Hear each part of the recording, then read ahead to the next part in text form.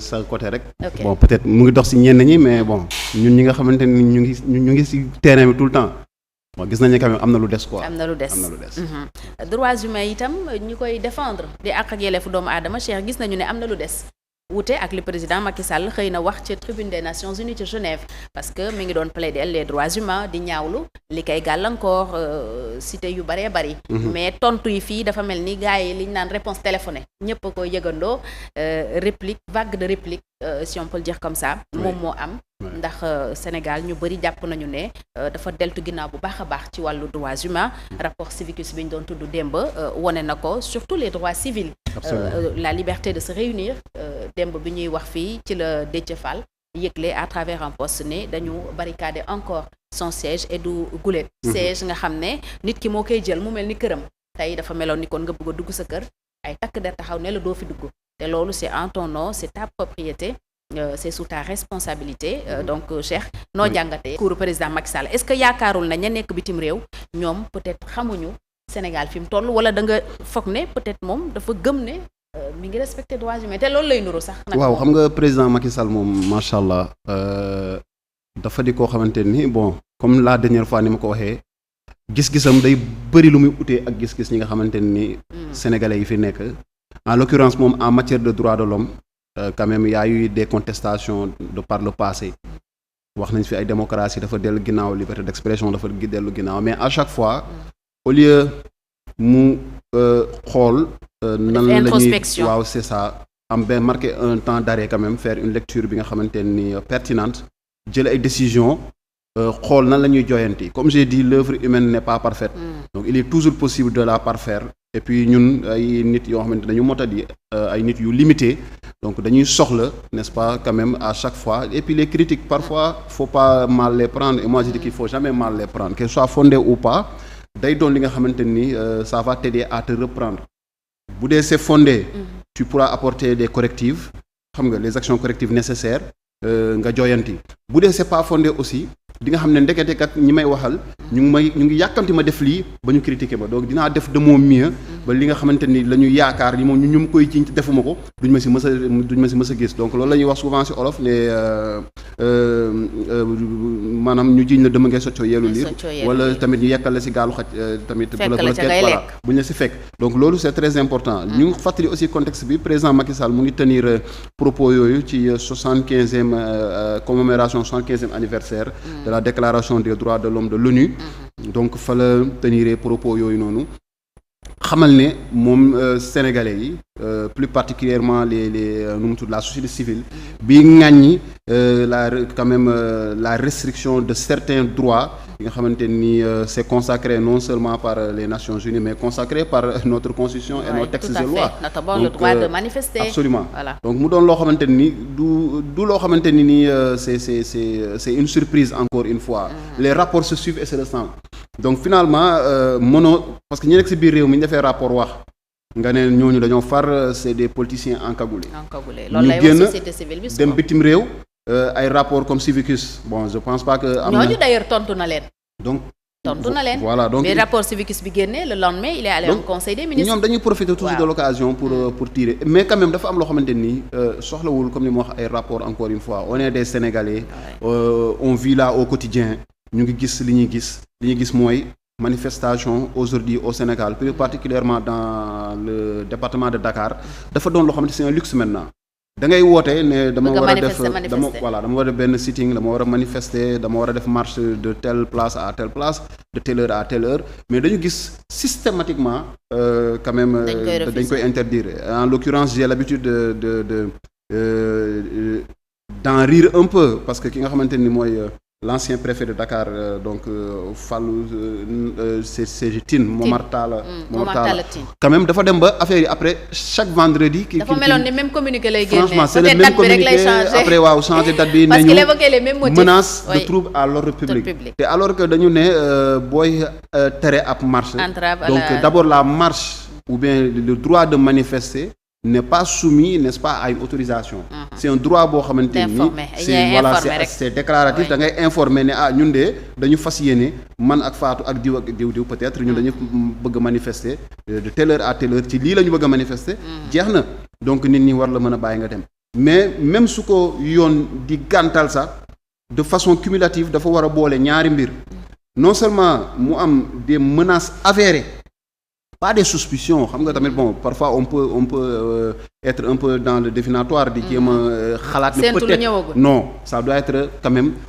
des faits concordants yu confirmés ñun kat marche bi bu ñu ko defee dina am jafe-jafe sénégalais yi mën nañ ci loru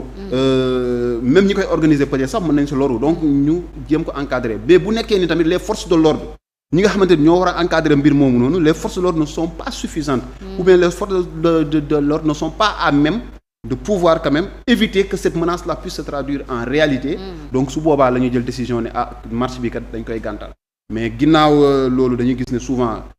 dañuy gàntal fi marche tey procès bu amee on voit quand même un dispositif assez spectaculaire ba nga xamante ni dañ koy déployer à travers les villes les rues de Dakar les avenues et autres faut tourner gis ne quand même en ce moment sax ngay ne ndekete bon au Sénégal finalement est-ce que tous on se dit les hommes de tenue ndekete bëri nañ quoi au début bon da ngay gis benn ñaar ñett bon ci benn carrefour et cetera mais léegi tu te dis mais écoute quoi. mais il y a eu des recrutements aussi yu am solo voilà il y a eu des recrutements donc on a assez quand même de force de l'ordre je pense. pour encadrer benn manifestation boo xamante ni day commencer par exemple jet d'eau jëm fële nu mu tudd. Liberté 5. terminus Liberté 5. je me dis pas quand même pour un pays sérieux un pays qui se dit démocratique un pays qui vante les mérites de son armée et de sa police. donc pays boobu noonu war na mën a taxaw ne mais écoutez on doit organiser même en France on a vu quand même pendant la réforme des retraites et autres mais les policiers ils ont tout fait les forces de l'ordre ils ont encadré il y a eu quand même des débordements mais c'était pas quand même forcé que ministre de l'intérieur wala les préfets ñu interdire systématiquement quand même toutes les marches. mais Cheikh bu ñu taxawee ci takk der yooyu sax parfois dañ doon dégg ñu joxe raison ni que amul assez de force de l'ordre et pourtant suñu autoriser manifestation bi li ñuy génnee ci takk der suñu ko teree 2 fois lañ koy génnee wala 3 fois te man li ma lay wax nii takk der ci boppam déploré na ko et puis dañ leen doon épuiser à la fin gis nga une manifestation autorisée def ci quelque rek dañuy encadrer nit ñi ñu respecter itinéraire bi peut-être veiller au respect des heures yi nga xam ne moom la leen préfet may pour que ñu def ci manifestation bi et c'est là où c'est paradoxal parce que trouble à l'ordre public boobu ñuy wax balaa muy am interdiction dafa am mais ñaata manifestation autorisée lañ fi organiser lu mu rëy manifestation bi Ousmane Sonko amaloon Malika xaw ma Kër Massar foofu la waxee woon gatsa bi xoolal li fa daje woon ci nit mais lan moo fa xew chacun est rentré chez soi tranquillement amul benn débordement mais manifestation yi fi dégénéré yëpp wala yi am problème yëpp mooy yiñ tere woon gars yi forcé et peut-être forcing boobu du jur jàmm loolu d'ailleurs moo conduire F24 ak yeneen organisation ñu ne dootuñu tenter cette voie-là parce que elle n'est pas payante à la fin citoyens yi ñoo ciy loru ñu am ñuñ ci arrêté am na ñoo xam ne ba léegi participation à manifestation non autorisée moo leen bàyyi ci prison bi ba tey ñu yóbbu la instruction di instruire loo xam ne xamoo kañ lay jeex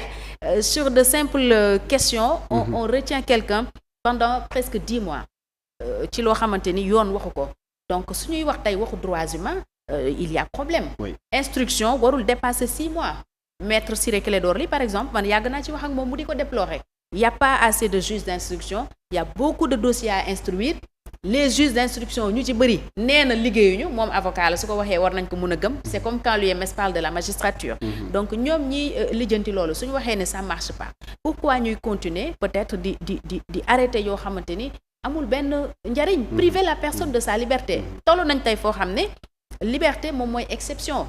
arrestation c'est devenu presque une règle alors suñu président su taxawee tribune des Nations Unies di yeddaate ci wàllu droits humains Cheikh on se pose la question est-ce que nous sommes dans le même Sénégal que notre chef de l'État oui xam nga tey suñu président sortant président Macky Sall quand même il a eu à gérer les destinées de ce pays-là pendant 12 ans tey tamit mënul dem bon ca Nations Unies ñuy waxtaanee droit déclaration des droits de l'homme mu wax ne Sénégal quand même respecté wu loolu quand même mais est-ce que amul woon temps wu defarwaat balaa muy dem loolu mënuñu ko woon a xaar ci moom en tout cas mais li am mooy la vérité est dure comme ils ont l'habitude de dire la loi est dure mais c'est la loi moi je pense que la vérité est dure mais c'est la vérité donc il faut pas tamit ngay vendre ay idées yoo xamante ne nii yow sa bopp sax gëmoo ko ak ñi nga nekkal sax gëmuñu ko tey les questions des libertés au Sénégal quand même dafa doon loo xamante ni dañ ko war a jël en charge. Ah oui. Parce que tamit on se souvient d'une chose, c'est que c'est le président Abdoulaye Wade qui a fait quand même plus d'une vingtaine d'années dans l'opposition sénégalaise et qui par la magie de la démocratie n'est-ce pas ñu fal ko en 2000 président de la République lam daan coono yam daan daj pour ñu autoriser ko mu def ay manifestations mu jàng si mu décider dugal suñu biir constitution ne léegi quand même la marche ñu laajatul autorisation da ngay déclarer boo déclarer ñu encadrer Macky Sall mi nga xamante ni entre guillemets certains ne seront pas d'accord mais c'est un des fils spirituels du président Abdoulaye Wade. Bien sûr. Man dama jàpp ne le libéralisme bi ñuy wootee tamit laajoon na moom comme fa la nampé vraiment fa la defee ses classes sur le plan politique au niveau du PDS et autres plus particulièrement auprès de maître Abdoulaye Wade waroon na quand même respecter loolu bañ ko salfaañee ba nga xamante ni manifestation day doon une réalité mais pas une exception au Sénégal mais ginnaaw loolu aussi justice bi day jàpp ay nit ginnaaw manifestation parce que c'est une chaîne nit ñi bu ñu amee loo leen naqari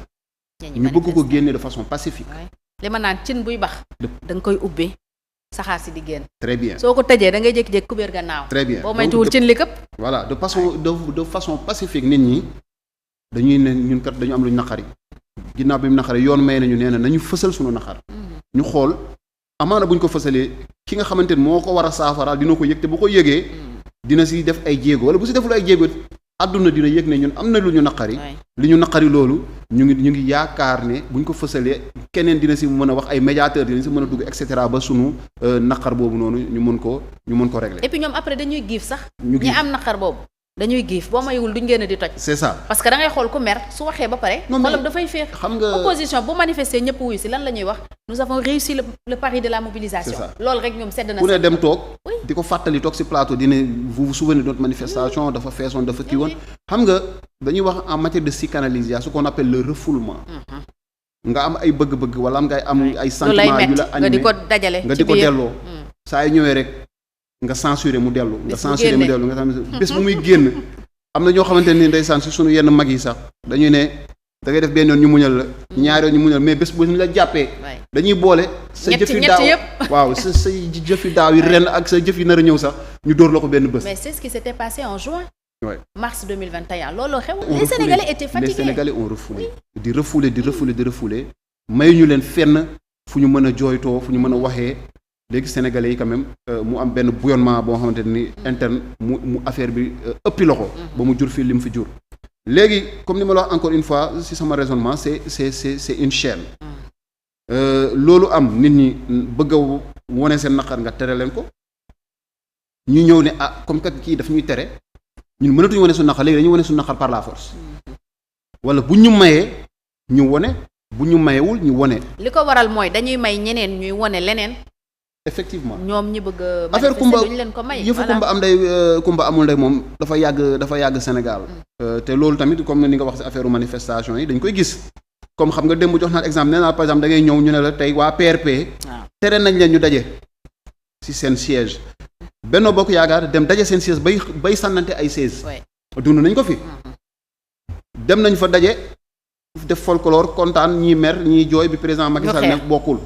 ñoo ñëpp mësuma dégg ñu ne waa Benno Bokk Yaakaar dañoo ñëw barricade seen siège bi nga xamante ni mu ngi fii si route de Ouakam ne kenn du fa dugg mësuma ko dégg te yaakaaruma njortuma te géntuma sax benn yoon